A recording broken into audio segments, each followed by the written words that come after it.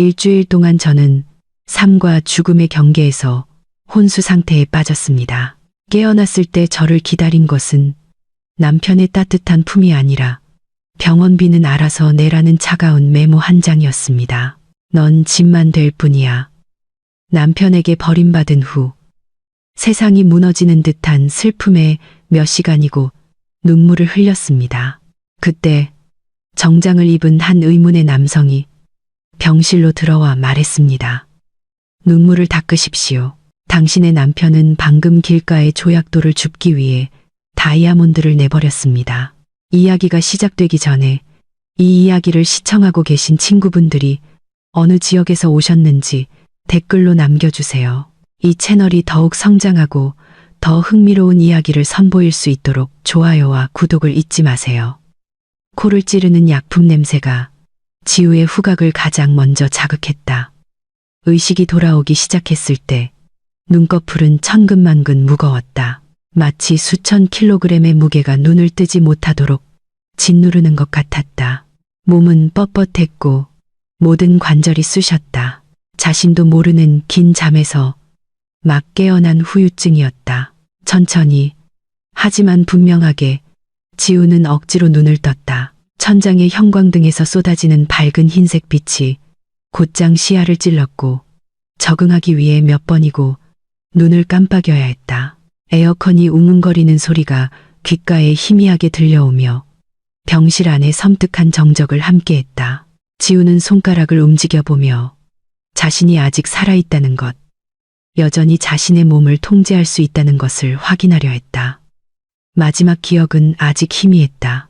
모든 것이 어두워지기 전 머리가 깨질 듯 아팠던 순간의 잔상만이 남아있을 뿐이었다. 지우는 힘겹게 고개를 오른쪽으로 돌렸다. 남편인 민준이 보호자 의자에서 잠들어 있거나 걱정스럽게 자신의 손을 잡고 있을 거라 기대했다. 5년간의 결혼 생활 동안 지우는 항상 헌신적인 아내가 되기 위해 노력했다. 자신이 갑자기 쓰러졌으니 민준이 얼마나 걱정했을지 상상했다. 하지만 그 기대는 병실 전체를 훑어보는 순간 산산조각 났다. 병실은 텅 비어 있었다. 구석에 놓인 보호자 의자는 오랫동안 아무도 앉지 않은 듯 차갑고 단정했다. 꽃도 과일 바구니도 그리고 가장 가슴 아프게도 민준도 없었다. 지우의 심장이 쿵 내려앉았다. 두려움이 가슴속으로 스멀스멀 기어 올라오기 시작했다. 의식을 잃은 지 오래된 걸까? 왜 눈을 떴을 때 남편이 곁에 없는 걸까? 목이 바싹 마르고 따끔거렸다. 지우는 간호사를 부르고 싶었지만 목소리가 나오지 않았다.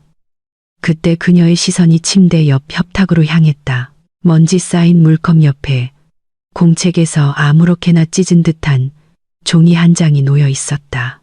봉투도 없이 그냥 반으로 접힌 줄무늬 종이였다. 쇠약함과 두려움으로 심하게 떨리는 손을 뻗어 지우는 그 종이를 집었다.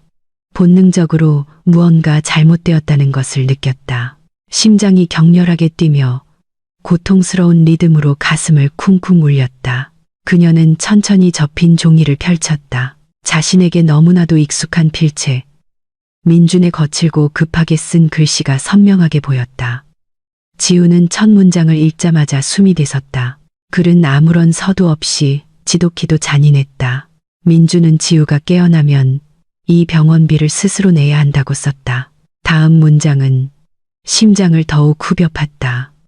민준은 지우가 자신의 인생에 그저 짐만 될 뿐이라고 말했다.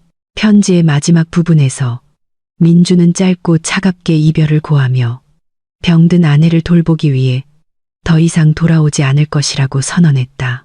종이가 지우의 손에서 스르르 빠져나가 바닥으로 떨어졌다. 그 순간 세상이 그녀 위로 무너져 내리는 것 같았다. 그동안 억눌렀던 눈물이 마침내 터져나와 밤숙한 뺨을 적셨다. 그녀의 흐느낌이 차가운 병실의 정적을 깨뜨렸다. 혼수 상태에서 막 깨어난 육체적 고통은 마음의 상처에 비할 바가 아니었다. 지우는 자신의 기구한 운명을 한탄하며 서럽게 울었다. 그동안의 모든 희생이 떠올랐다. 그녀는 소박하게 사는 것을 감수했고 그들의 미래를 위해 한 푼 두 푼 아꼈으며 민준을 진심으로 섬겼고 심지어 남편의 자존심을 위해 자주 져주었다. 하지만 그녀가 받은 대가는 인간의 상식을 벗어나는 것이었다. 무력한 상태에 있을 때 버려지고 짐짝 취급을 당했으며 쓰레기처럼 내팽개쳐졌다. 지우는 민준 같은 남자를 사랑했던 자신이 세상에서 가장 어리석은 여자라고 느꼈다. 벽시계는 계속해서 똑딱거렸고 몇 시간 동안 깊은 슬픔에 잠긴 지우와 함께했다. 눈은 퉁퉁 붓고 숨은 가빴으며 더 이상 살아야 할 이유가 없다고 느꼈다.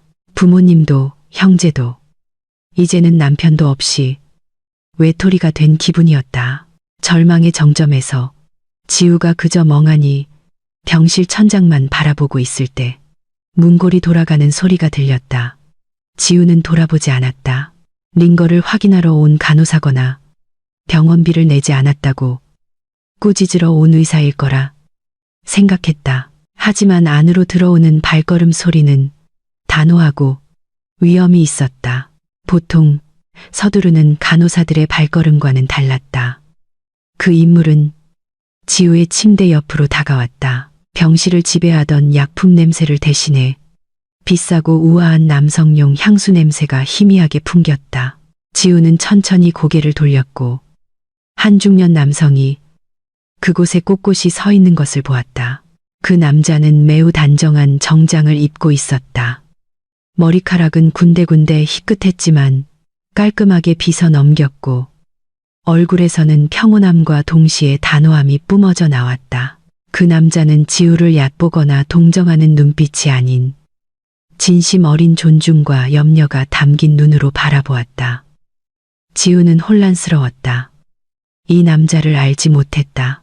병원비를 청구하러 온 원무가 사람일까? 지우는 서둘러 손등으로 눈물을 닦으며 마음이 갈기갈기 찢어졌음에도 꿋꿋한 척하려 애썼다. 이 병원에서 쫓겨날 준비를 했다. 하지만 그 남자는 오히려 옅은 미소를 지었다.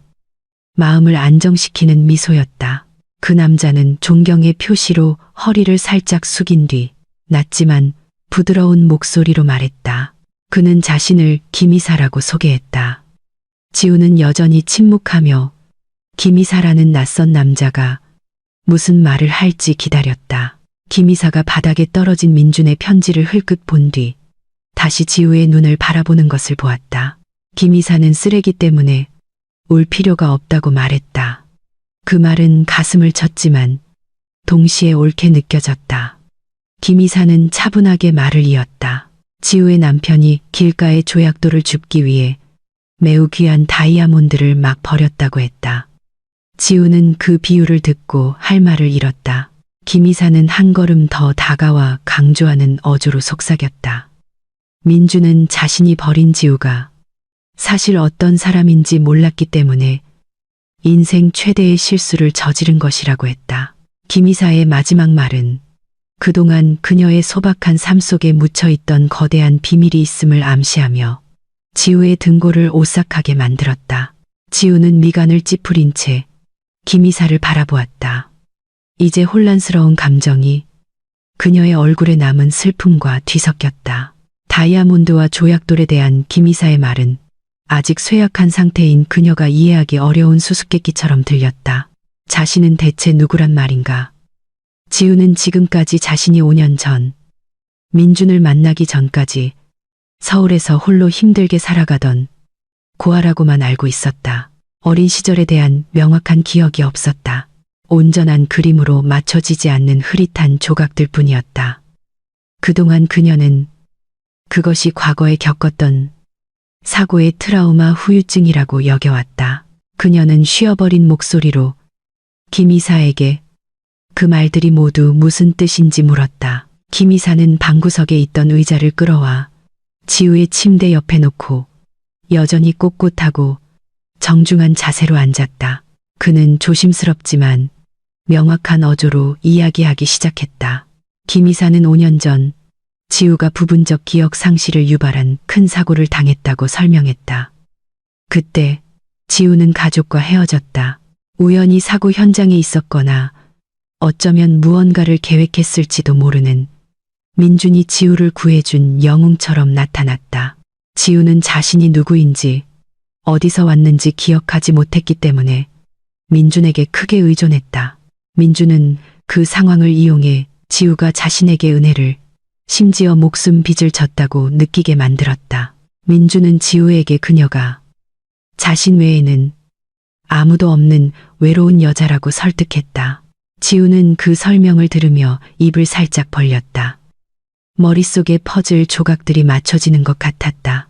그녀는 민준이 얼마나 자주 자신이 지우의 구원자임을 상기시키며 그 은혜에 보답하는 형태로 지우가 항상 자신의 뜻을 따라야 한다고 느끼게 했는지 기억해냈다. 김 이사는 서류 가방에서 태블릿 PC를 꺼냈다. 그는 지우의 과거 사진들을 보여주었다. 화면 속에서 지우는 지금과는 전혀 다른 모습의 자신을 보았다. 사진 속의 지우는 유명 디자이너의 옷을 입고 매우 위험 있어 보이는 한 노인 옆에서 행복하게 웃고 있었다. 김 이사는 사진 속의 남자가 지우의 친아버지이며 여러 분야에 걸쳐 사업을 운영하는 거대 기업의 총수라고 설명했다. 김 이사는 지우의 아버지가 2년 전 지병으로 세상을 떠났으며 남은 생애 동안 잃어버린 외동딸의 행방을 단 한순간도 멈추지 않고 찾았다고 설명했다. 김 이사는 지우의 아버지가 자신을 찾을 때까지 계속해서 수색하라는 임무를 맡긴 신복이었다. 그리고 길고 지친 수색 끝에 김 이사는 마침내 남편에게 버림받아 비참한 상태에 있는 지우를 이 병원에서 찾아낸 것이었다. 이 사실은 지우에게 큰 충격으로 다가왔다. 그녀는 출신도 모르는 가난한 여자가 아니었다. 그녀는 이전에는 상상조차 해본 적 없는 막대한 부의 유일한 상속자였다. 하지만 마음의 상처는 아직 완전히 사라지지 않았다. 자신의 진짜 정체를 알게 되자 민준의 행동이 더욱 비열하게 느껴졌다. 김 이사는 태블릿 화면을 넘겨 더 가슴 아픈 다른 자료를 보여주었다. 그것은 은행 계좌 거래 내역이었다. 김 이사는 지우가 일주일 동안 혼수 상태에 누워있는 동안 민준에 대해 조사했다고 설명했다. 자료는 민준이 그동안 지우가 힘들게 모은 공동예금을 몰래 빼돌렸다는 것을 보여주었다. 지우의 치료비나 그들의 미래를 위해 쓰여야 할 돈이 유진이라는 이름의 계좌로 이체되었다. 그 이름은 지우에게 낯설지 않았다. 그런데야 유진은 그녀의 절친한 친구였고 집에 자주 초대해 함께 밥을 먹던 여자였으며 자신의 결혼 생활 문제에 대해 자주 속마음을 털어놓던 여자였다. 지우의 몸이 분노로 떨렸다. 버림받았을 뿐만 아니라 가장 가까운 두 사람에게 동시에 배신당한 것이었다. 사랑했던 남편과 믿었던 친구가 뒤에서 바람을 피우고 있었다. 심지어 그녀가 삶과 죽음의 경계에서 사투를 벌이는 동안 그녀의 돈을 훔칠 만큼 잔인했다. 김 이사는 동정심 어린 눈으로 지우를 바라보았다.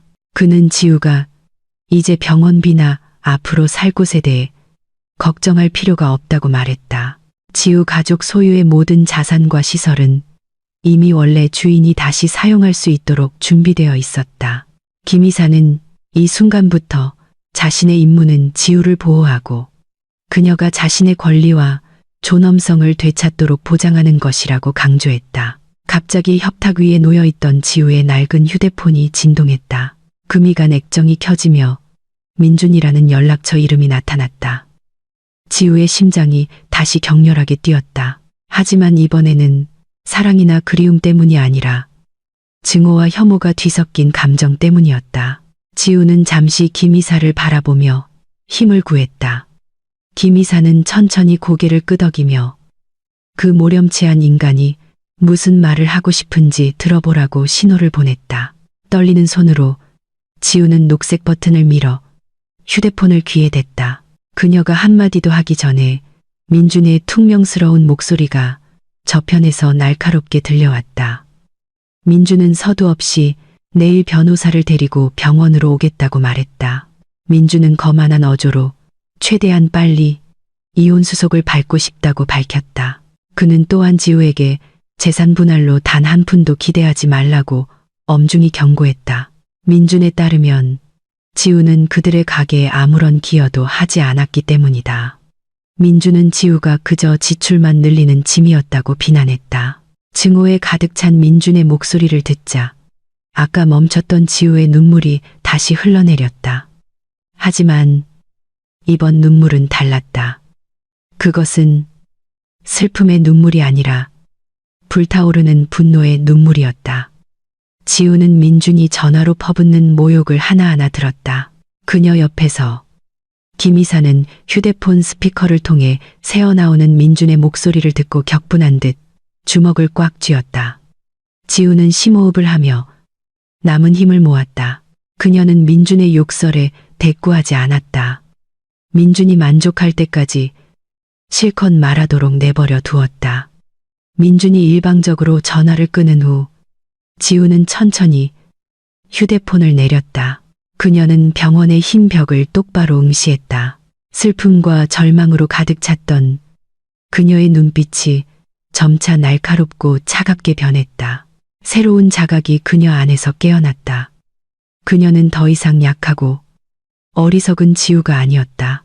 그녀는 상처받은 아내였고 그녀의 적들이 아직 알지 못하는 거대한 힘을 등 뒤에 가지고 있었다. 지우는 김 이사를 향해 고개를 돌리고 단호하게 끄덕였다. 새로운 운명을 받아들이고 흘렸던 모든 눈물방울에 대해 복수할 준비가 되어 있었다. 아침 해가 병원, 창문, 커튼 틈으로 스며들기 시작했다. 하지만 그 따스함은 지우가 입원한 병실을 감싼 차가운 분위기를 전혀 녹이지 못했다. 지우는 새벽부터 준비를 마쳤다. 그녀는 세수를 하고 소박한 스카프를 단정히 정리했으며 최대한 편안한 자세로 침대에 기대 앉았다. 이제 그녀가 유일하게 믿고 의지하는 충직한 남자. 김 이사는 방을 나누는 두꺼운 커튼 뒤에 몸을 숨겼다. 그들이 어젯밤 세운 계획에 따라 김 이사는 잠시 후에 들어올 누구에게도 보여서는 안 되었다. 그는 훗날 반박할 수 없는 확실한 증거로서 모든 상황을 기록하는 임무를 맡았다. 지우는 심호흡하며 가슴속의 요동침을 진정시키려 애썼다. 그녀는 연기를 해야 했다. 남편이 그동안 알고 있던 약하고 어리석고 순종적인 옛날의 지우가 되어야 했다. 얼마 지나지 않아 복도에서 묵직한 발걸음 소리가 가까워졌다. 병실 문이 노크도 없이 거칠게 밀쳐졌다. 마치 들어오는 사람이 거주자에 대한 존중이 조금도 없는 듯했다. 민준이 지우에게 이미 익숙한 시무룩한 얼굴로 들어섰다. 하지만 지우의 피를 끓게 한 것은 남편의 존재가 아니라 그의 뒤를 따르는 여자의 모습이었다. 유진은 과장된 몸짓으로 들어섰다. 그녀의 팔은 민준의 팔짱을 애교스럽게 끼고 있었다. 그 여자는 꽤 눈에 띄는 옷차림의 어깨에는 명품 가방을 메고 있었다. 지우는 그 가방이 비싸다는 것을, 그리고 유진이 평범한 직원 월급으로는 살 수 없다는 것을 잘 알고 있었다. 누군가 사주지 않았다면 말이다. 지우는 시선을 아래로 떨구고 눈 속의 분노를 감춘 채 애처롭고 슬픈 표정을 지었다. 민주는 안부를 묻거나 방금 죽음의 문턱에서 살아 돌아온 아내의 건강 상태를 묻는 등의 의례적인 말에 시간을 낭비하지 않았다. 그는 곧장 침대 가장자리로 다가와 머리부터 발끝까지 지우를 경멸하는 시선으로 훑어보았다. 민주는 거칠게 코웃음을 쳤다. 마치 그곳에 있는 지우의 존재가 바쁜 자신의 인생에 큰 방해물이라도 되는 듯했다. 그는 빨간색 서류 봉투를 지우의 무릎 위로 거칠게 던졌고 지우의 몸이 살짝 움찔했다. 봉투는 미끄러져 지우의 다리를 덮고 있는 얇은 담요 위에 멈췄다. 열어보지 않아도 지우는 그 내용물이 무엇인지 이미 알고 있었다. 어제 민준이 전화로 약속했던 이혼 서류였다. 민준은 양팔을 가슴에 끼고 마치 쓸모없는 노예를 벌하는 왕처럼 거만하게 섰다. 민준은 귀가 먹먹할 정도로 높은 목소리로 말하기 시작했다. 그는 병든 지우를 돌보는데 이제 신물이 난다고 말했다. 그의 말에 따르면 지우는 경제적 부담이자 승승장구하는 자신의 경력의 걸림돌일 뿐이었다. 민주는 자신에게는 비즈니스 파트너들 앞에 내세울 수 있는 동등한 수준의 동반자가 필요하다고 큰 소리로 외쳤다. 지우처럼 성가시기만 한 시골뜨기 여자가 아니라 민준의 입에서 나오는 모든 단어는 칼처럼 심장을 베었지만 지우는 반박 없이 모두 삼켰다. 민준 옆에서 유진은 냉소적인 미소를 지었다. 예전에 지우에게 돈을 빌리곤 했던 그 친구가 이제는 승리자의 시선으로 그녀를 바라보고 있었다. 유진은 심지어 조롱하는 어조로 지우가 분수를 알고 민준을 놓아주어 더 어울리는 여자와 행복하게 살 수 있도록 해야 한다고 대담하게 말했다. 지우는 천천히 고개를 들어 눈물이 그렁그렁한 눈으로 민준과 유진을 번갈아 보았다. 그녀는 슬퍼서가 아니라 자신의 연기를 완성하기 위해 눈물이 흐르도록 내버려 두었다. 일부러 약하게 만든 쉬어버린 목소리로 지우는 우리 결혼의 두 번째 기회는 없는 거냐고 물었다. 그 질문은 당연히 민준의 조롱 섞인 웃음을 유발했다. 그 남자는 세상에서 가장 어리석은 농담을 들은 것처럼 크게 웃었다. 그는 지우의 얼굴을 가리키며 집에 쓰레기를 계속 둘 필요가 없다고 말했다. 민준은 자신의 결정이 확고하며 번복할 수 없다고 강조했다. 그는 지우에게 서류에 빨리 서명하라고 재촉했다. 아내의 드라마에 어울려주는 것보다 훨씬 더 중요한 다른 일을 처리하러 가야 했기 때문이다. 격한 감정을 억누르느라, 그리고 부분적으로는 의도적으로 심하게 떨리는 손으로 지우는 빨간 봉투를 열었다. 그녀의 눈은 매우 불공정한 이혼 조항들을 한 줄 한 줄 훑었다. 거기에는 지우가 공동재산에 대한 모든 권리를 포기하고 이혼 후 어떠한 위자료도 요구하지 않는다고 명시되어 있었다. 민준은 정말로 그녀를 단 한 푼도 없이 내쫓고 싶어 했다. 지우는 민준이 내민 펜을 잡았다. 그녀는 잠시 숨을 참았다. 마음속으로 이 서명이 패배의 표시가 아니라 진정한 전쟁의 시작을 알리는 신호라고 다짐했다. 펜 끝이 종이에 닿았다. 느린 동작으로 지우는 인지 위에 자신의 서명을 남겼다. 지우가 서명을 마치자마자 민준은 마치 지우가 마음을 바꿀까 두려운 듯 그 서류를 거칠게 낚아챘다. 그의 얼굴은 즉시 안도감과 만족감으로 가득 차 밝아졌다. 그는 서명을 흘끗 확인하고는 유진에게 활짝 웃어 보였다. 그 둘은 마치 복권에 당첨된 커플처럼 보였다. 민준은 지우의 눈앞에서 유진의 뺨에 입을 맞췄다. 지우의 속을 메스껍게 만드는 역겨운 광경이었다. 민준은 마지막으로 지우를 쳐다보았다. 그는 오늘부터 그들은 남남이라고 말했다. 그는 지우에게 다시는 자신에게 연락하지 말라고, 특히 돈을 구걸하러 사무실이나 집에 찾아오지 말라고 경고했다. 민준은 자신의 인생에서 다시는 지우의 얼굴을 보고 싶지 않다고 강조했다. 지우는 그저 조용히 고개를 깊이 숙였다. 하지만 민준과 유진이 몸을 돌려 출구를 향해 걸어갈 때 지우는 고개를 들었다. 그녀의 눈빛이 극적으로 변했다. 더 이상 슬픔은 없었다. 오직 날카롭고 꿰뚫는 듯한 차가운 시선만이 존재했다. 민준의 손이 문고리에 닿았을 때 지우는 낮지만 매우 분명하고 단호한 목소리로 입을 열었다. 이전에 사용했던 약한 억양과는 전혀 달랐다. 지우는 이별의 말을 건넸다. 그녀는 민준에게 이 순간을 똑똑히 기억하라고 했다. 자신을 떠나라고 한 것도 민준이고 자신을 버린 것도 민준이라고 상기시켰다. 지우는 훗날 자신에게 돌아와 달라고 무릎 꿇고 애원하지 말라는 차가운 경고로 말을 맺었다. 민준은 잠시 멈춰섰다. 몸이 굳었다. 그는 아내의 말투 변화에 놀란 듯 미간을 찌푸리며 지우를 흘끗 쳐다보았다. 하지만 그의 오만함이 모든 의심을 털어냈다. 그는 그것을 절망에 빠진 여자의 허세에 불과하다고 여겼다. 민주는 작게 웃으며 고개를 저었고 유진의 손을 끌고 그 방을 나가며 뒤에서 문을 쾅 닫았다. 문이 닫히는 쾅 소리는 지우의 인생에서 고통스러웠던 한 장의 끝을 알리는 신호가 되었다. 그들이 떠나자마자 다시 정적이 방을 감쌌다. 다음 순간 방구석에 커튼이 젖혀졌다. 김 이사가 차분한 얼굴로 걸어 나왔다. 하지만 그의 눈은 방금 전 민준의 행동을 보고 억누른 분노를 드러내고 있었다. 그의 손에는 작은 카메라가 여전히 켜져 배신자 커플이 떠나는 마지막 순간을 녹화하고 있었다. 김 이사는 지우를 보며 괜찮으십니까, 사모님? 하고 물었다. 지우는 뺨에 남은 가짜 눈물을 거칠게 닦아냈다. 그녀는 등을 곧게 펴고 심호흡을 한 뒤 확신에 찬 눈으로 김 이사를 바라보았다. 그녀는 괜찮다고, 심지어 그 쓰레기가 제 발로 나가주어서 훨씬 더 기분이 좋다고 말했다. 지우는 김 이사에게 즉시 퇴원 수속을 준비해달라고 요청했다. 그녀는 자신의 게임을 시작하고 싶어 견딜 수가 없었다.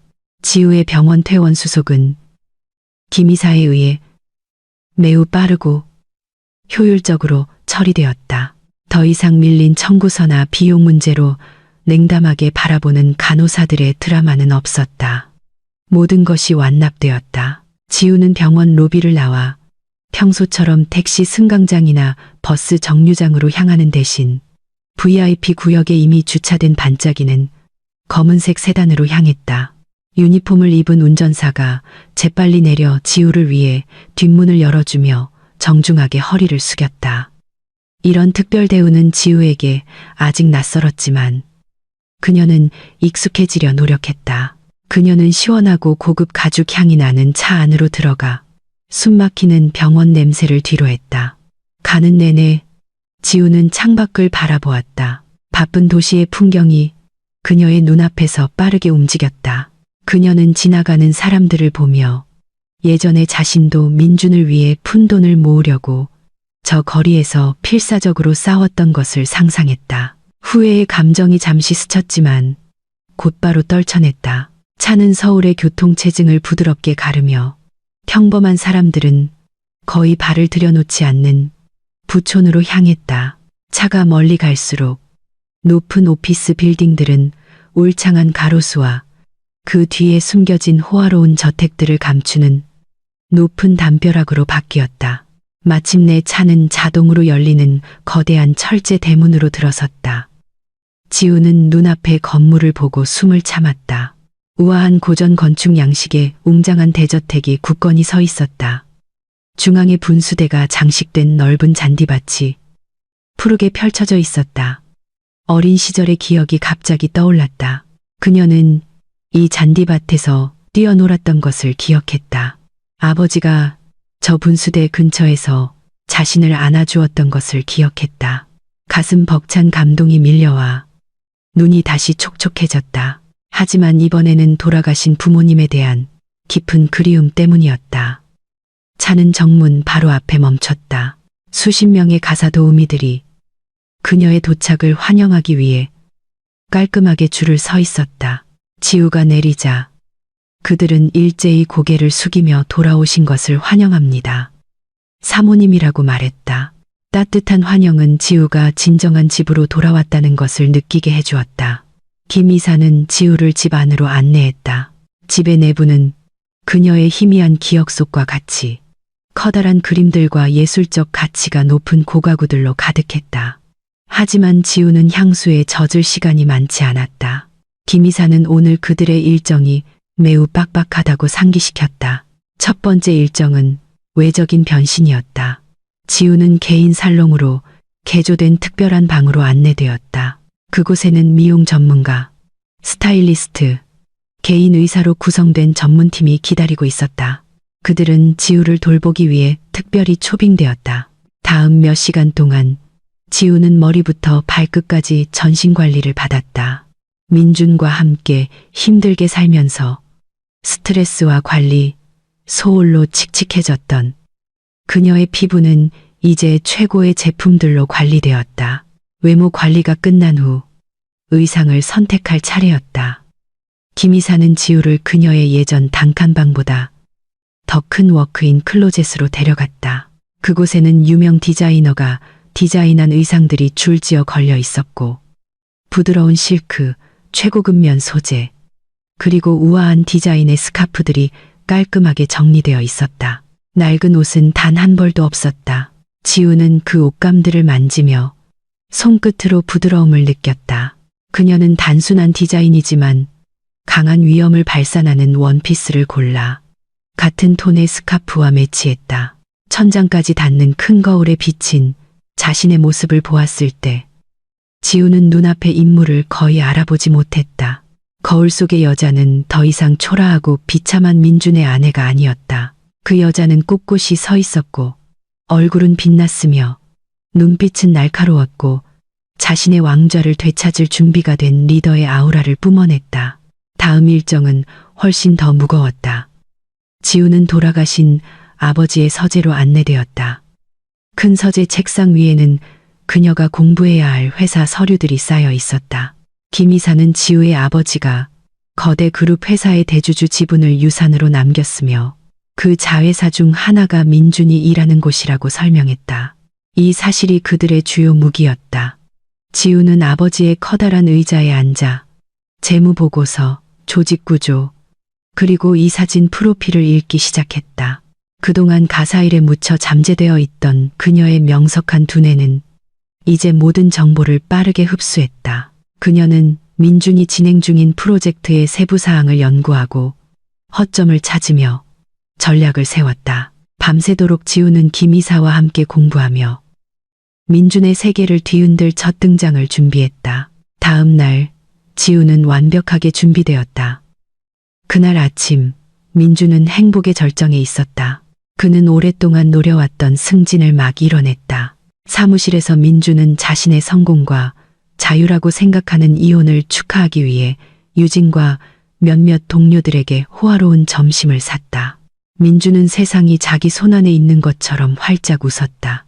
그는 거대한 폭풍이 자신을 향해 다가오고 있다는 것을 알지 못했다. 정확히 오전 10시 민준의 사무실 모든 활동이 중단되었다. 모든 직원의 컴퓨터 모니터, 로비의 텔레비전 화면, 회의실의 프레젠테이션 화면까지 자동으로 화면이 바뀌었다. 긴급 공지를 위해 회사 내부 시스템이 본사에 의해 장악되었다.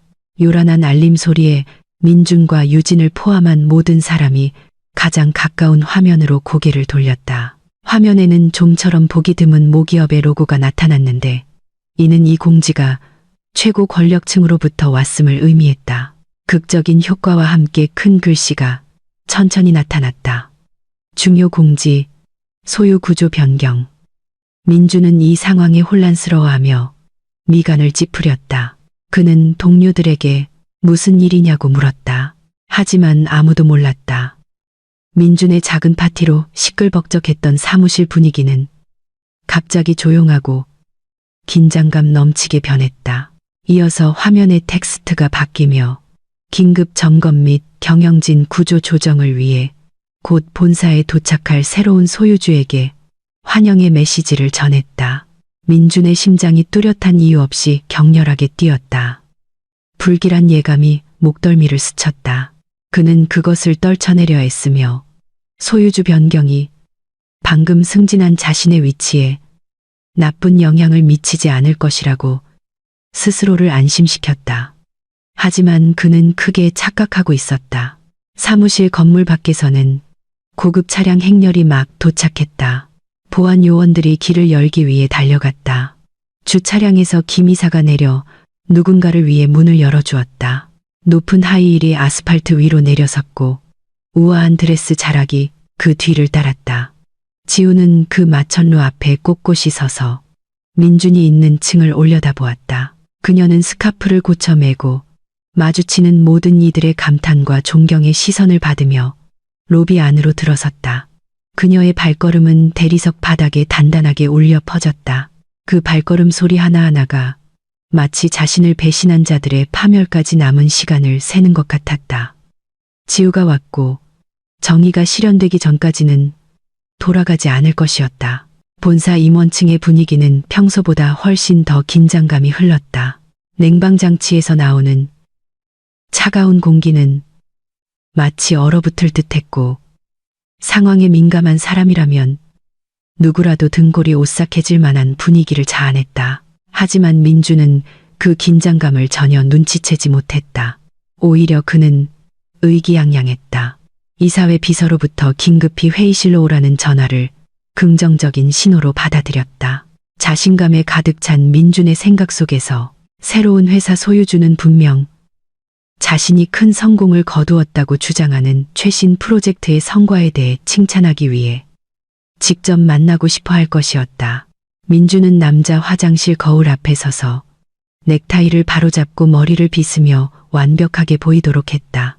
그는 거울 속 자신을 보며 미소를 지었고 곧 받게 될 칭찬과 어쩌면 월급 인상을 상상했다. 그에게 오늘은 이 회사에서 중요한 인물로 임명되는 날이었다. 게다가 지우라는 이름의 인생의 짐을 성공적으로 제거한 후였기에 더욱 그랬다. 민주는 턱을 높이 쳐들고 화장실을 나섰다. 그는 긴 복도를 따라 중앙회의실로 걸어가며 마주치는 몇몇 고위 직원들의 이상한 시선을 무시했다. 그는 창백하고 서두르는 인사부장을 지나쳤지만 민주는 신경 쓰지 않았다. 견고한 티크 나무로 만들어진 회의실 이중문 앞에 도착했을 때 민주는 흥분으로 뛰는 심장을 진정시키기 위해 심호흡을 했다. 예의상 노크도 없이 그는 승리자의 태도로 문을 밀치고 안으로 들어섰다. 그는 박수나 적어도 임원들의 따뜻한 미소로 환영받기를 기대했다. 하지만 그를 맞이한 것은 섬뜩한 정적이었다. 회의실은 매우 넓었다. 중앙에는 반짝이는 긴 타원형 테이블이 놓여 있었다. 모든 이사진과 고위 관리자들이 각자의 자리에 앉아 있었다. 그들의 얼굴은 굳어 있었다. 아무도 감히 목소리를 내거나 민준의 눈을 쳐다보지 못했다. 그들은 모두 고개를 숙이고 앞에 놓인 서류를 바라보고 있었다. 마치 그것이 세상에서 가장 흥미로운 것인 양. 테이블 끝 평소 대표이사가 앉던 커다란 의자에 누군가 등을 보이고 앉아 있었다. 높은 가죽 의자는 새로운 소유주의 모습을 가리고 단단한 등받이만 보여주었다. 그 의자 옆에는 충직한 수호신 동상처럼 김이사가 꼿꼿이 서 있었다. 그곳에 김이사가 있다는 사실에 민주는 혼란스러워하며 미간을 찌푸렸다. 그는 그 노인을 어제 병원에서 본 사람, 지우를 변호했던 사람으로 알아보았다. 민주는 뭔가 잘못되었다고 느꼈지만 그의 오만함이 그 의심을 털어냈다. 그는 그 노인이 우연히 병원에서 본 사람과 얼굴이 닮은 새로운 소유주의 개인 비서일 뿐이라고 생각했다. 민주는 정적을 깨고 주의를 끌기 위해 크게 헛기침을 했다. 그는 크고 자신감 넘치는 목소리로 자신을 이 회사의 최고의 프로젝트 매니저라고 소개하기 시작했다. 그는 자신의 비전을 설명하며 회사가 자신과 같은 직원을 둔 것이 얼마나 행운인지 역설했다. 민주는 마치 승리의 무대에서 연설하는 것처럼 자신의 헌신에 대해 길게 이야기했다. 하지만 아무런 반응도, 동의의 끄덕임도, 감탄의 중얼거림도 없었다. 정적, 오직 민준의 목소리만이 방음벽에 부딪혀 울려 퍼졌다. 몇 분 동안 쉬지 않고 말한 후 민준은 어색함을 느끼기 시작했다. 그는 말을 멈추고 약간 짜증 섞인 어조로 왜 아무도 반응하지 않는지 물었다. 그는 새로운 소유주에게 주의를 요구하며 그 커다란 의자의 등을 쳐다보았다. 바로 그때 천천히 하지만 분명하게 그 커다란 의자가 돌기 시작했다. 움직임은 소리 없이 부드러웠다. 하지만 민준에게 그 효과는 공포 영화의 슬로우 모션과 같았다. 조금씩 그곳에 앉은 인물의 모습이 드러나기 시작했다. 처음에는 값비싼 펜을 쥔 섬세한 손이 보였고 그 다음에는 실크 소재의 드레스 소매, 그리고 단정하게 정리된 스카프. 마침내 새로운 소유주의 얼굴이 민준 앞에 선명하게 드러났다. 민준에게 시간은 멈춘 것 같았다. 그의 눈은 안구에서 튀어나올 듯이 크게 뜨였다. 입은 벌어졌지만 아무 소리도 나오지 않았다. 얼굴의 모든 핏기가 빠져나가 그는 산송장처럼 창백해졌다. 그곳 회사의 최고 권력의 자리에 앉아 있는 것은 지우였다. 어제 병원에서 본 초라하고 약품 냄새 나는 지우가 아니었다. 이 사람은 다른 지우였다. 눈앞의 여자는 엄청난 우아함과 위험의 아우라를 뿜어냈다. 지우의 시선은 날카롭고 차가웠으며 민준의 정신적 방어막에 심장을 곧바로 꿰뚫었다. 민준은 한 걸음 물러섰다. 다리가 떨렸다. 그는 눈앞의 현실을 부정하려 애쓰며 몇 번이고 고개를 저었다. 그는 나지막이 중얼거리며 이것은 불가능하다고, 분명 꿈이거나 미친 장난일 것이라고 말했다. 민준은 웃으려 했다. 부자연스럽고 히스테리적인 웃음소리가 났다. 그는 지우의 얼굴을 가리키며 경비를 부르라고 소리쳤다. 이 미친 여자를 회의실에서 쫓아내라고 명령했다. 그는 다른 이사들에게 왜 자신의 촌스러운 전처가 들어와 대표이사 자리에 앉아 있는 것을 내버려 두느냐고 소리쳤다. 하지만 이사 중 누구도 움직이지 않았다. 그들은 여전히 침묵했다. 그들의 관자놀이에서 식은땀이 흘렀다. 그때 김 이사가 한 걸음 앞으로 나와 민준의 히스테리적인 외침을 잠재우는 우렁찬 목소리로 말했다. 김 이사는 민준 앞에 앉아 있는 사람이 이 회사 주식의 90%를 소유한 합법적인 소유주이며 모기업 그룹의 유일한 상속인인 지우 사모님이라고 강조했다. 민준의 다리에 힘이 풀렸다. 근처에 빈 의자 등받이를 잡지 않았다면 주저앉을 뻔했다. 그 사실은 어떤 물리적 타격보다도 그를 더 강하게 때렸다. 그동안 기생충으로 여기고 가난하고 쓸모없다고 모욕했던 아내가 알고 보니 자신이 생계를 유지하는 곳의 소유주였다. 지우는 아무런 표정 없이 민준을 바라보았다. 마치 귀찮은 작은 벌레를 보는 듯했다. 여유롭지만 단호한 동작으로 지우는 민준이 아까 자랑했던 프로젝트 제안서를 테이블 위에서 집었다. 그녀는 모든 사람이 볼 수 있도록 그 서류를 높이 들어 올린 다음 의도적으로 바닥에 떨어뜨렸다. 두꺼운 서류 뭉치가 대리석 바닥에 부딪히는 소리가 조용한 방 안에서 매우 크게 울렸다. 지우가 처음으로 입을 열었다. 그녀의 목소리는 차분했지만 모든 단어에는 민준의 경력에 치명적인 독이 담겨 있었다. 지우는 민준의 프로젝트를 그것을 만든 사람의 수준과 똑같은 쓰레기라고 칭했다.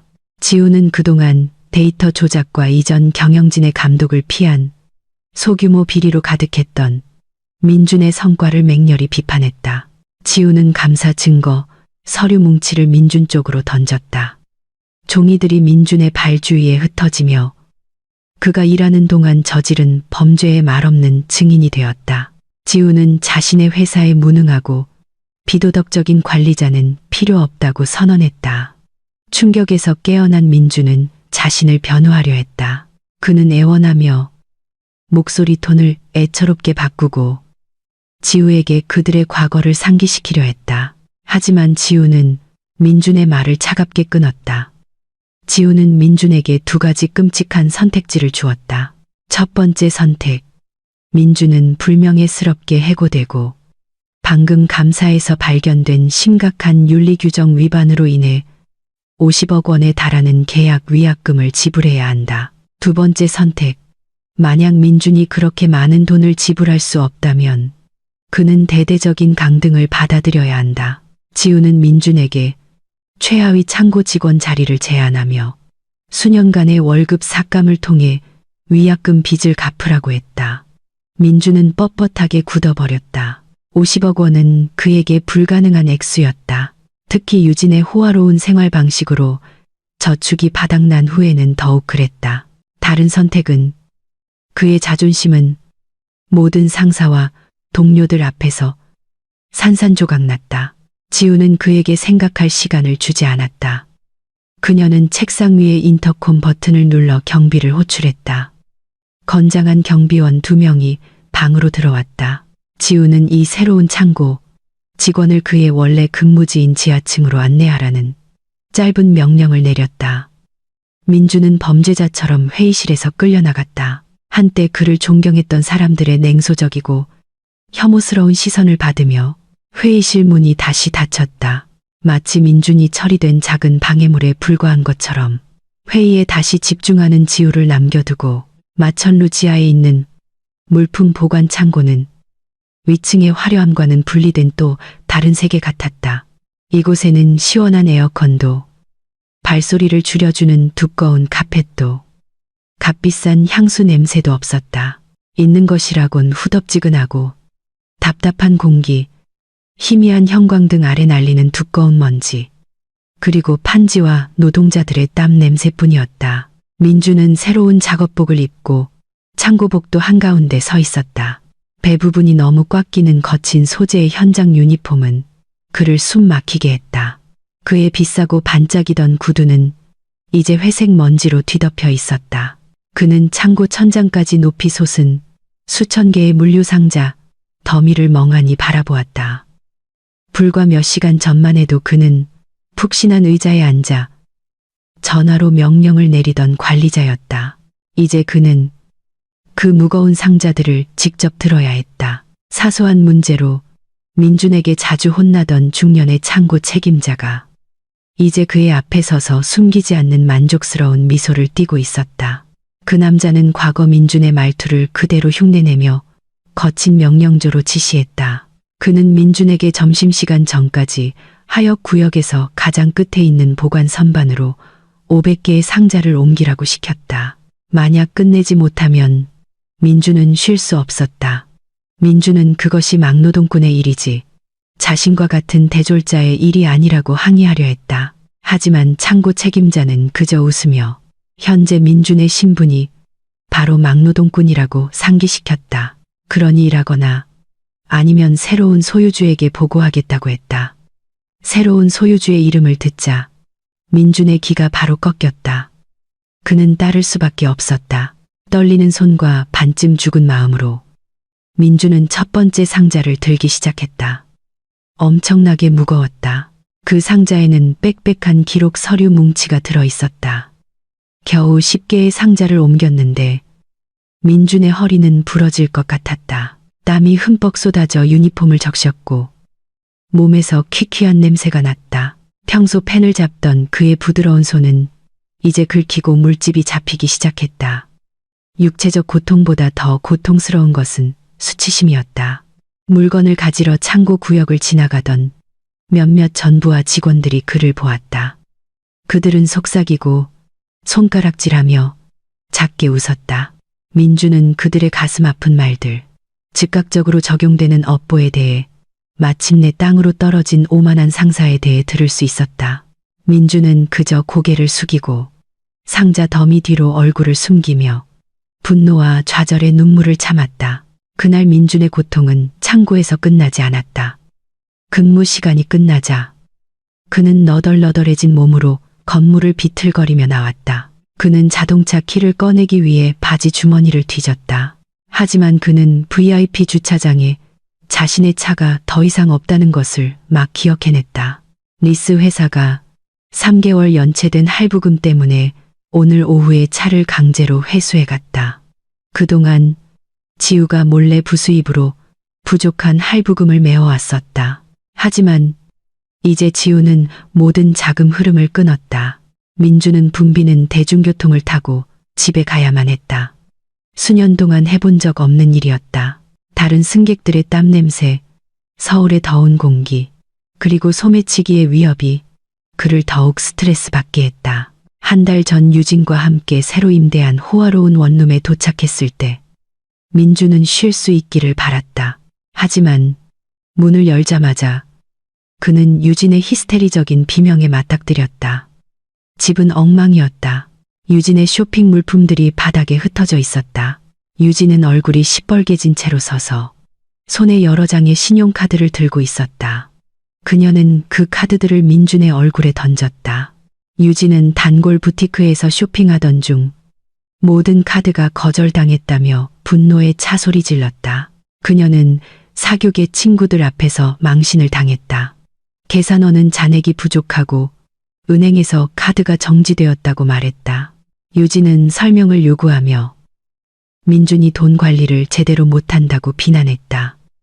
육체적, 정신적으로 지친 민준은 분노가 폭발했다. 그는 유진에게 이 모든 것이 그들 자신의 탐욕 때문이라고 맞받아쳤다. 민준은 사무실에서 일어난 일, 지우가 알고 보니 회사 소유주였다는 것, 자신이 창고 막노동꾼으로 강등되었다는 것, 그리고 50억 원의 벌금에 대해 이야기했다. 그 말을 듣고 유진은 동정하기는커녕 더욱 분노했다. 그녀는 가난하게 사는 것을 받아들일 수 없었다. 그녀는 수년 동안 자신의 아내 배경도 몰랐던 민준이 어리석다고 비난했다. 격렬한 싸움이 벌어졌다. 거친 말들이 오갔다. 그들은 순식간에 닥친 파멸에 대해 서로를 탓했다. 더 이상 사랑이나 애정의 말은 없었다. 오직 가난에 대한 두려움만이 존재했다. 다음 날 자신의 운명을 받아들일 수 없었던 유진은 무모한 행동을 하기로 결심했다. 그녀는 지우가 자신들을 이렇게 대할 권리가 없다고 느꼈다. 짙은 화장을 했지만 옷차림은 다소 구겨져 보이는 모습으로 유진은 회사 본사를 찾아갔다. 그녀는 웅장한 건물 로비로 난입하여 지우의 이름을 외치며 소리쳤다. 접수원이 그녀를 막으려 했지만 유진은 미친 사람처럼 날뛰었다. 그녀는 큰 소란을 피워 로비에 있는 모든 사람의 주목을 끌었다. 그녀는 지우가 자신의 권리를 빼앗은 악녀라고 소리치며 마치 자신이 피해자인 양사실을 왜곡했다. 유진은 대중 앞에서 지우에게 창피를 주면 지우가 두려워하며 돈을 줄 것이라고 생각했다. 하지만 그 소란은 오히려 여왕을 둥지에서 나오게 만들었다. VIP 엘리베이터 문이 열리고 지우가 김이사와 몇몇 임원들을 대동하고 차분하게 걸어 나왔다.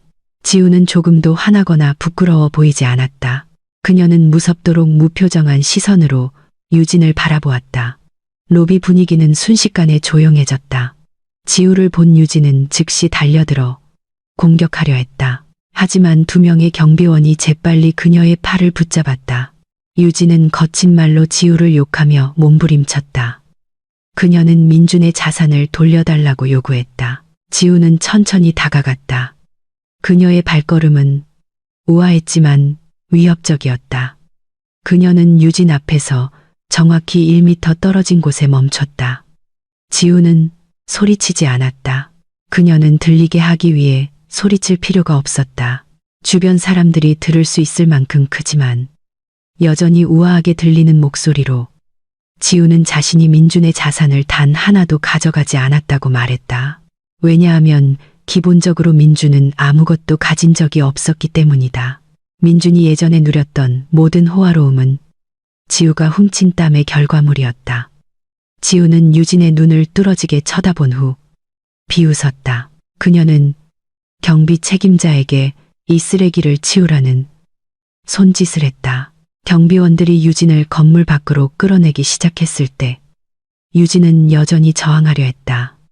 그녀가 끌려 지나갈 때 지우는 유진의 귀에 얼굴을 조금 가까이 댔다. 차갑고 날카로운 속삭임으로 지우는 마지막 말을 건넸다.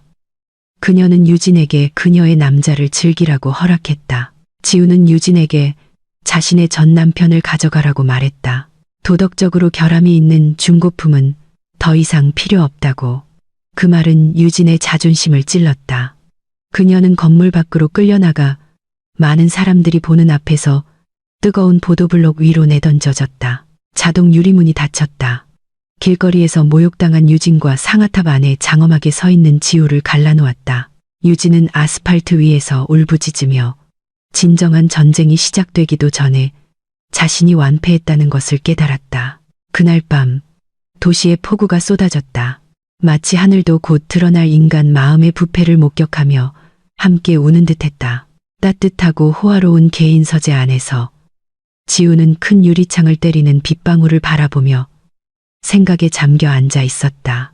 멀리서 천둥 소리가 희미하게 들려오며 그 고요한 밤에 극적인 느낌을 더했다. 회사를 인수한 후 민준과 유진에게 교훈을 준 이후로 지우는 어깨의 짐이 조금은 덜어진 것을 느꼈다. 하지만 그녀의 직감은 이 일이 아직 완전히 끝나지 않았다고 말해주었다. 아직도 마음속에 걸리는 퍼즐 조각이 있었는데 특히 지난주에 겪었던 갑작스러운 혼수 상태의 원인에 관한 것이었다. 이전에 그녀를 치료했던 의사는 만성 피로와 스트레스 때문이라고 말했다. 하지만 지우의 몸은 무언가 다르다는 것을 느꼈다. 그녀가 느낀 고통은 단순한 피로라고 하기에는 너무나 이상했다. 서재문이 조용히 3번 노크되었고 지우의 상념을 깨뜨렸다. 김 이사가 두꺼운 검은색 서류 봉투를 들고 들어왔다. 보통의 밝은색 회사 보고서 봉투와는 달랐다. 그 중년 남자의 얼굴은 매우 심각했고 이사회를 상대할 때보다도 더 긴장되어 보였다. 그의 이마 주름은 더욱 깊어졌는데 이는 그가 가져온 것이 매우 무거운 나쁜 소식임을 암시했다. 김 이사는 바로 말하지 않았다. 그는 마치 언제 터질지 모르는 시한폭탄인 양 느리고 조심스러운 동작으로 지우 앞에 그 봉투를 놓았다. 지우는 그 봉투를 보고 그 다음 김 이사의 눈을 보며 답을 찾았다. 하지만 김 이사는 그저 천천히 고개를 끄덕이며 지우가 직접 읽어보라는 신호를 보냈다. 불규칙하게 뛰기 시작하는 심장을 안고 지우는 검은 봉투를 열었다. 첫 페이지는 국내 최고의 사설법의학 연구소에서 온 독성학 의료보고서였다. 지우의 눈은 복잡한 의학 용어들을 한 줄 한 줄 훑다가 빨간 펜으로 동그라미 쳐진 한 결론에서 멈췄다. 거기에는 지우의 혈액에서 쥐약과 비소와 같은 위험한 화학물질의 잔류물이 소량이지만 축적될 경우 치명적인 양으로 발견되었다고 분명히 적혀 있었다. 지우의 손이 심하게 떨렸다. 즉시 메스꺼움을 느꼈다. 이것은 병이 아니었다. 이것은 피로가 아니었다. 누군가 그녀를 독살하고 있었다. 누군가 그녀가 천천히 고통스럽게 죽기를 원했다. 지우는 보고서에 오류가 있기를 바라며 다음 페이지를 넘겼다. 하지만 그녀가 발견한 것은 더욱 끔찍한 증거였다. 김 이사는 지우가 혼수 상태에 빠지기 전 마지막 한 달 동안 민준과 유진의 활동을 추적하기 위해 사설 탐정을 고용했다. 거기에는 유진이 불법 약물 암시장에서 누군가와 거래하는 모습이 담긴 흐릿하지만 선명한 사진들이 첨부되어 있었다. 유진의 아파트 쓰레기통에서 발견된 위험한 화학물질 구매 영수증 기록도 있었다. 그 사실들은 끔찍한 현실의 이야기를 엮어냈다.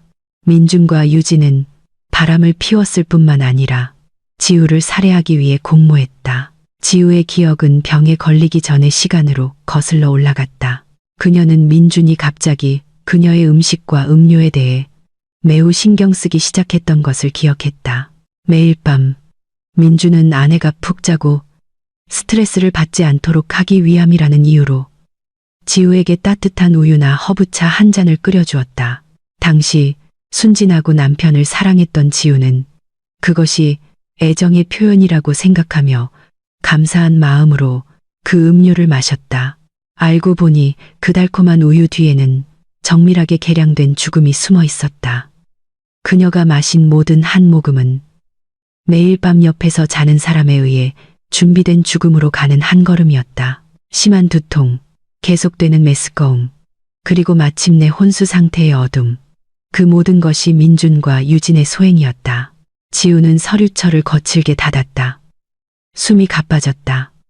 이전에 느꼈던 배신감은 이제 끔찍함과 엄청난 분노로 변했다. 분류는 시간이 지나면 용서할 수 있을지 모른다. 재산을 빼앗긴 것은 돈으로 대체할 수 있을지 모른다. 하지만 살인 미수는 어떤 인간의 양심으로도 용납할 수 없는 한계였다. 그들은 그녀의 목숨을 원했다. 김 이사가 마침내 입을 열어 그 잔인한 행동의 동기를 설명했다. 알고 보니 민주는 몇 달 전 지우를 꽤 큰 금액의 생명보험에 몰래 가입시켰다. 만약 지우가 급작스러운 병으로 사망하면 당시 지우의 진짜 신분이 밝혀지지 않았기 때문에 유일한 상속인인 민주는 수십억 원을 받게 될 것이었다. 그 돈으로 그들은 해외에서 둘이서 호화롭게 살 계획이었다. 지우의 눈에서 눈물이 흘렀다. 슬퍼서가 아니었다. 가슴을 불태우는 분노 때문이었다. 그녀는 민준 같은 괴물을 믿었던 자신이 너무나 어리석다고 느꼈다. 그녀는 지우의 상태가 날이 갈수록 악화되는 것을 보며 민준이 얼마나 만족스러운 미소를 지었을지 상상했다. 그들의 계획은 매우 치밀했다.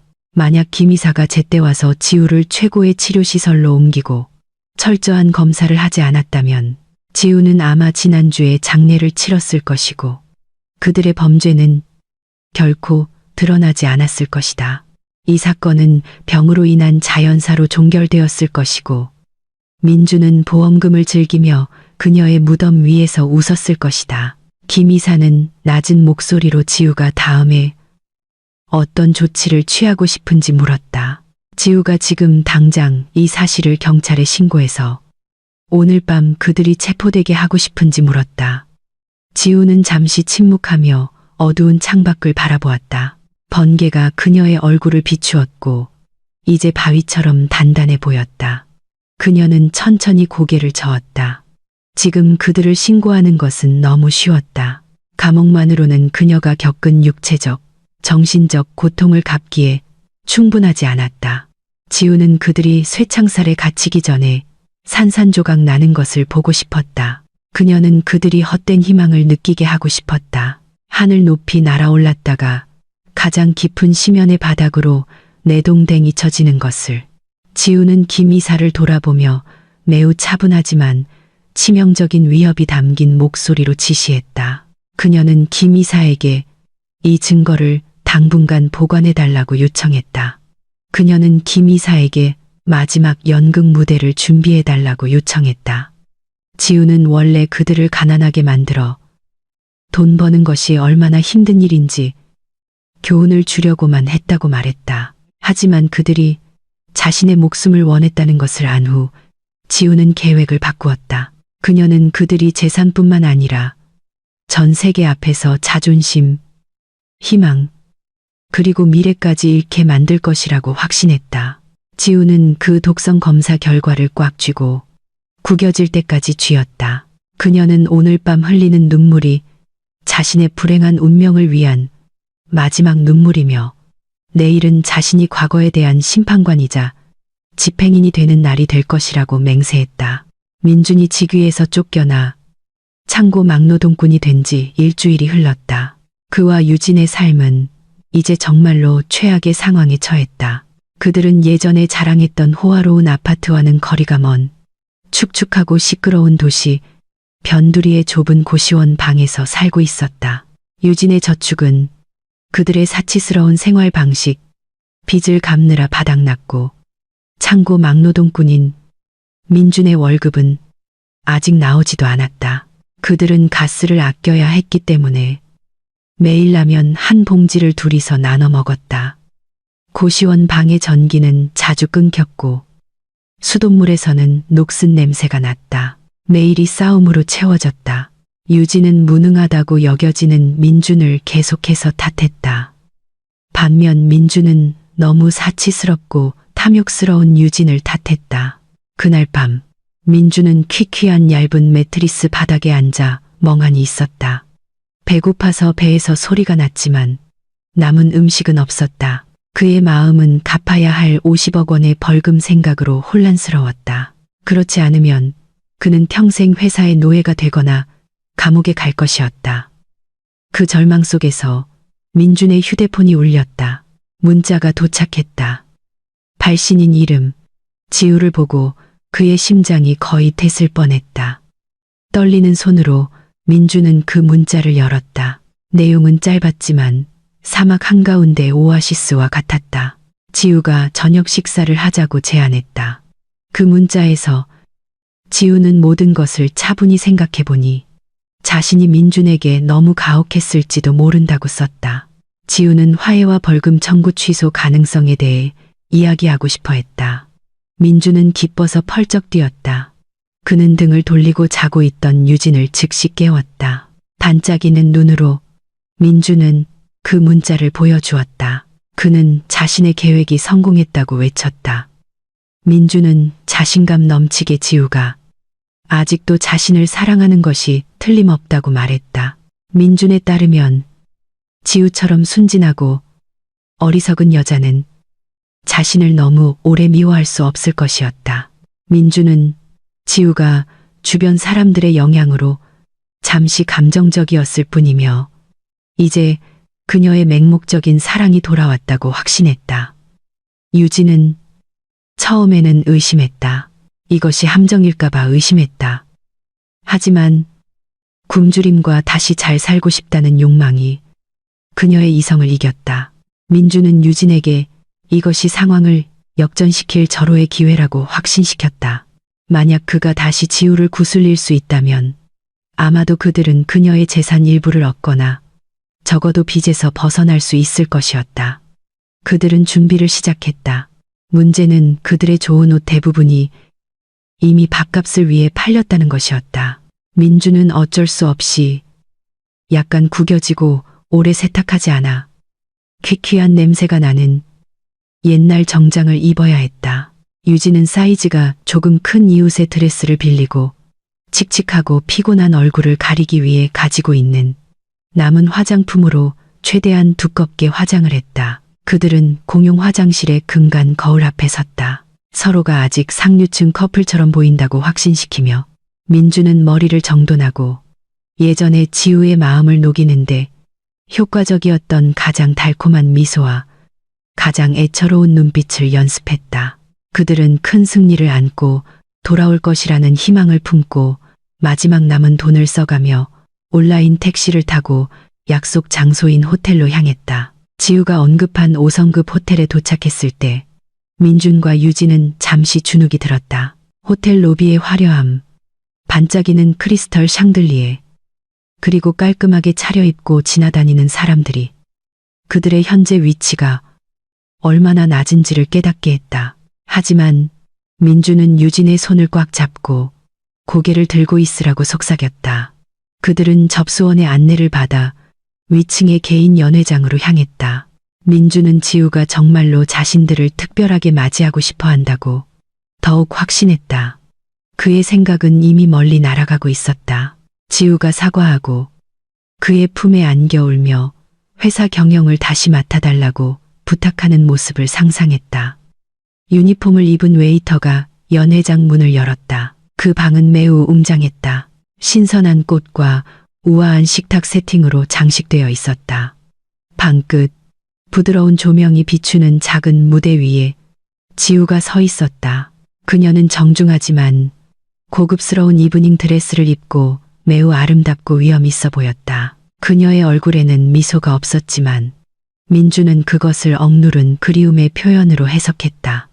그곳에는 다른 손님은 없었다.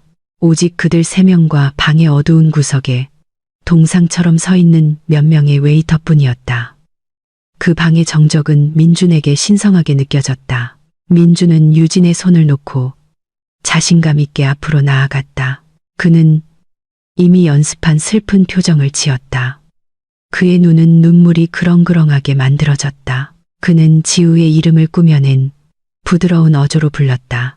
민주는 얼마나 후회하는지, 지우 없이 얼마나 고통스러웠는지, 그리고 지우가 자신이 사랑하는 유일한 여자라는 것을 얼마나 깨달았는지 달콤한 말들을 엮기 시작했다.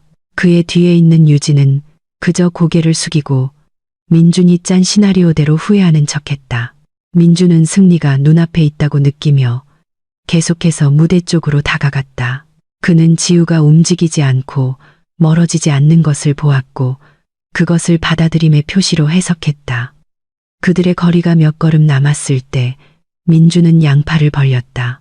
그는 지우를 껴안을 준비를 했다. 아내의 남은 분노를 녹일 것이라고 확신하는 따뜻한 포옹을. 마음속으로 민주는 자신의 손으로 돌아올 수십억 원을 상상하며 환호했다. 하지만 민준의 손가락 끝이 지우의 옷감에 거의 닿을 즈음 그 여자는 빠르고 단호한 동작으로 한 걸음 물러섰다. 아까까지 무표정했던 지우의 얼굴이 숨기지 않는 혐오의 표정으로 변했다. 지우는 손을 들었다. 그녀의 손바닥이 민준의 몸을 막았다. 조용한 연회장 전체에 울려 퍼지는 크고 우렁찬 목소리로 지우는 민준에게 멈추라고 명령했다. 그녀는 민준이 그 더러운 손으로 자신을 만지는 것을 강력히 금지했다. 민준은 갑자기 멈춰서서 혼란스럽고 놀랐다. 그의 달콤한 미소가 얼굴에서 굳었다.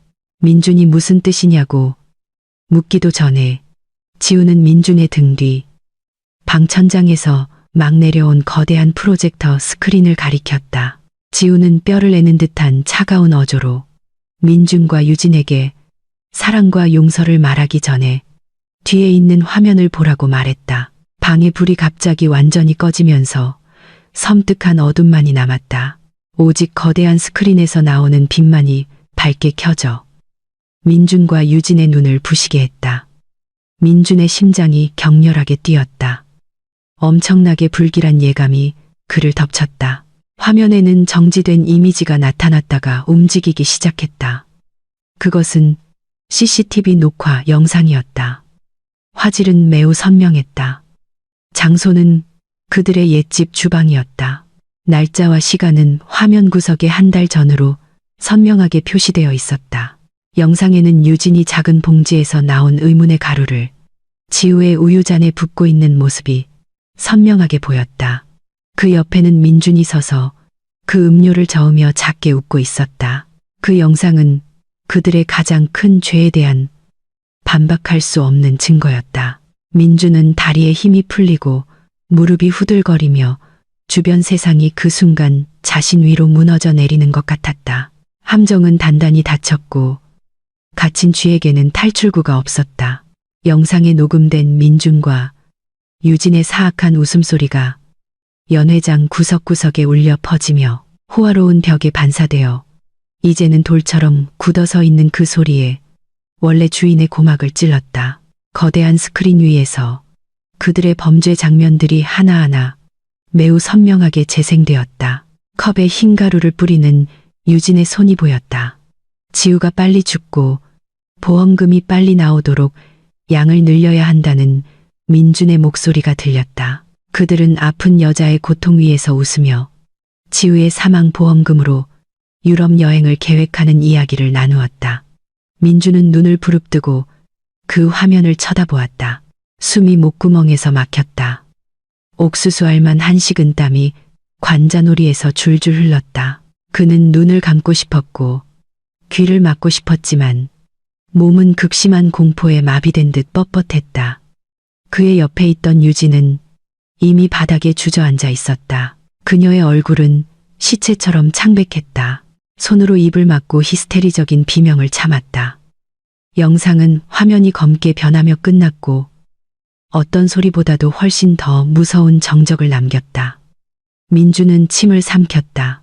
목구멍이 사막처럼 바싹 말랐다. 그는 머릿속으로 부인의 말을 짜내려 했다. 영상이 가짜라고, 인공지능으로 조작된 것이라고, 혹은 자신의 목숨을 구할 수 있는 그 어떤 것이라도 소리칠 생각을 했다. 하지만 입에서 소리가 나오기도 전에 방 주변의 스포트라이트들이 갑자기 동시에 환하게 켜졌다. 눈부신 빛 때문에 민주는 눈을 가늘게 떠야 했다. 시야가 적응하기 시작했을 때 비로소 그는 진정한 악몽을 깨달았다. 방은 비어있지 않았다. 아까 방의 양쪽을 감싸고 있던 어둠 뒤에는 이제 그를 날카롭고 심판하는 시선으로 바라보는 수십 명의 사람들이 앉아 있었다. 앞줄에는 회사 투자자들, 예전에 그를 해고했던 이사진, 그리고 지우 아버지의 몇몇 사업 파트너들이 앉아 있었다. 그들은 혐오와 분노의 표정으로 고개를 저었다. 방의 다른 쪽에는 수십 명의 기자들이 이미 켜진 카메라로 민준과 유진의 얼굴에 나타난 공포의 모든 순간을 녹화하며 서 있었다. 그리고 민준의 무릎을 마침내 바닥에 꿇게 만든 것은 출구 근처에 늠름하게 서 있는 제복 입은 경찰들의 행렬이었다. 알고 보니 이것은 화해의 저녁 식사가 아니었다. 이것은 지우가 세상 앞에서 그들의 부패를 발가벗기기 위해 특별히 설계한 공개 재판의 무대, 즉 함정이었다. 지우는 단지 그들을 체포하고 싶었던 것이 아니었다. 그녀는 그들의 평판을 뿌리째 파괴하여 사회에서 더 이상 숨을 곳이 없도록 만들고 싶었다. 지우는 이제 자기 앞에 무릎 꿇고 있는 민준을 아무런 감정 없는 무표정한 시선으로 바라보았다.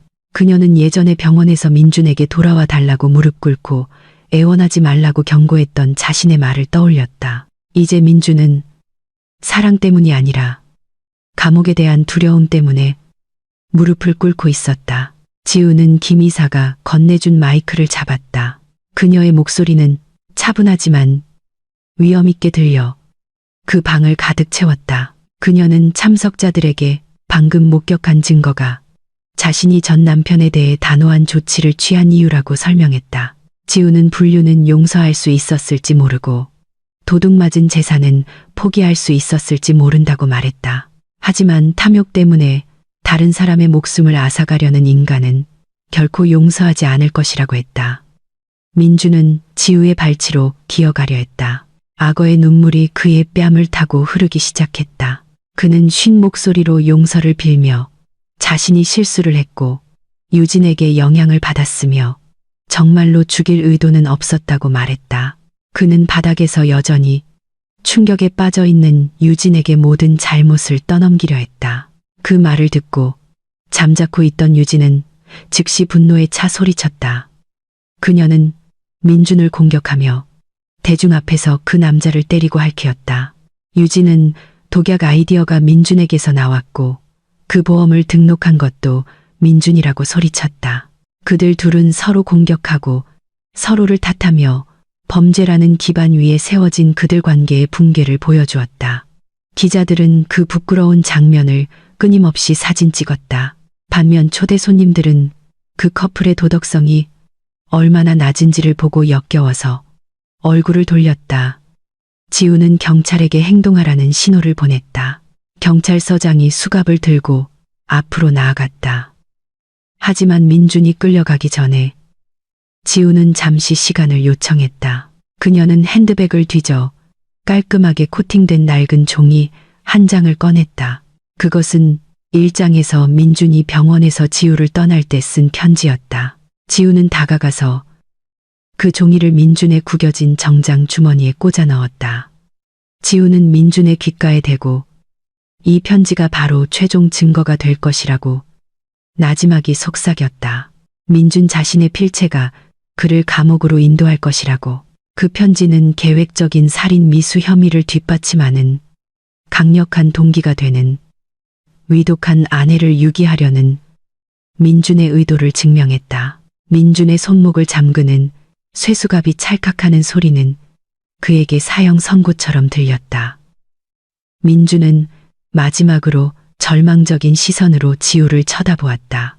그는 자신이 한때 버렸던 여자가 이제 자신을 존경하는 사람들에게 둘러싸여 손댈 수 없는 여왕처럼 꼿꼿이 서 있는 것을 보았다. 반면 자신은 이제 감옥에서 썩어갈 범죄자에 불과했다.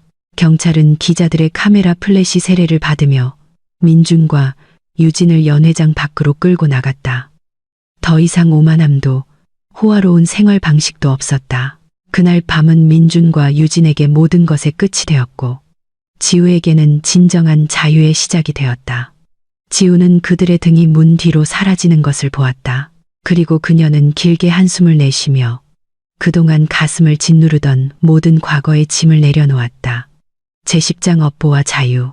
그 떠들썩했던 체포의 밤으로부터 6개월이 흘렀다. 삶의 수레바퀴는 180도 회전하여 각자를 그들의 행동에 걸맞은 위치에 놓았다. 최고 보안 등급의 교도소에서 민주는 축축하고 어두운 간방 구석에 웅크리고 앉아 있었다.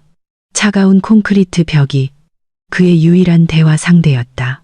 그는 계획적 살인 미수와 보험 사기 혐의로 징역 20년을 선고받았다. 하지만 징역형이 그가 짊어져야 할 유일한 업보는 아니었다. 성공의 정점에서 굴욕의 나락으로 떨어진 극심한 스트레스와 우울증이 그의 몸을 망가뜨렸다. 민주는 감옥에 들어간 지 한 달 만에 가벼운 뇌졸중을 앓았다. 이제 그의 오른쪽 반신은 움직이기 어렵다. 입이 약간 비뚤어졌고 말도 불분명하게 한다. 매일 민주는 쇠창살 문만 바라볼 수 있었다.